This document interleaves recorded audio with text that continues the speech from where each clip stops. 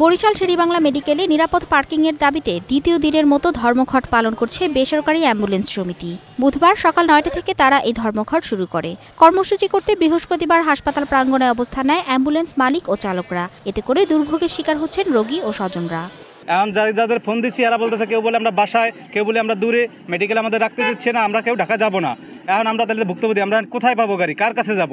এখন কি আমরা অ্যাম্বুলেন্সের জন্য কি আমাদের রোগী মারা যাবে? প্রত্যেকটা নাম্বার আমি কল দিতেছি, বলতেছে ভাই আমাকে আজকে ধর্মঘট চলতেছে, আমরা যাইতে পারবো না। অ্যাম্বুলেন্স শ্রমিকরা বলছেন যথাযথ পার্কিং না থাকায় প্রায় অ্যাম্বুলেন্স দুর্ঘটনার ঝুঁকিতে পড়ছে। এছাড়া রোগী পরিবহনের সময়ও দেখা দিচ্ছে নানা ভোগান্তি। হাসপাতাল কর্তৃপক্ষ দ্রুত সুনির্দিষ্ট পার্কিং ব্যবস্থা না করলে আরও কঠোর আন্দোলনের হুঁশিয়ারি অ্যাম্বুলেন্স শ্রমিকদের। আলফা সিএনজি সবাই সরকারি নির্ধারিত স্ট্যান্ড আছে, ট্যাংলরি আছে, আমরাও চাই আমাদের গাড়িগুলো একটা পার্কিংয়ের জায়গা। বরিশাল বিভাগীয় অ্যাম্বুলেন্স মালিক সমবায় সমিতি এটা ধর্মঘটের জন্য আমরা চলে আসছি, একতা প্রকাশ করছি। আমরা চাই আমাদের একটা ভাড়া নির্ধারণ করে আমাদের চার্ট করে দেব, আমরা সেই ভাড়া হিসেবে মারব। আমাদের যে স্ট্যান্ড না দেওয়া পর্যন্ত, পার্কিং না দেওয়া পর্যন্ত আমাদের গাড়ি চালানো সম্ভব না।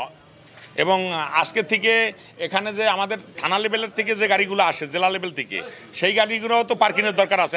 বরিশাল অ্যাম্বুলেন্স মালিক সমবায় সমিতি লিমিটেডের আওতাধীন ১০৮টি অ্যাম্বুলেন্স চলাচল বন্ধ রয়েছে। এর আগে স্বাস্থ্য খাত সংস্কার আন্দোলনের মুখে রোগীদের জিম্মি করে অ্যাম্বুলেন্স সিন্ডিকেট করে তোলার অভিযোগে সম্প্রতি হাসপাতাল চত্বর থেকে উৎখাত করা হয় বেসরকারি অ্যাম্বুলেন্স। সেই সঙ্গে হাসপাতালে সরকারি 7টি অ্যাম্বুলেন্স প্রস্তুতের পাশাপাশি জরুরি হটলাইন চালু করে হাসপাতাল কর্তৃপক্ষ। Desk report, star news.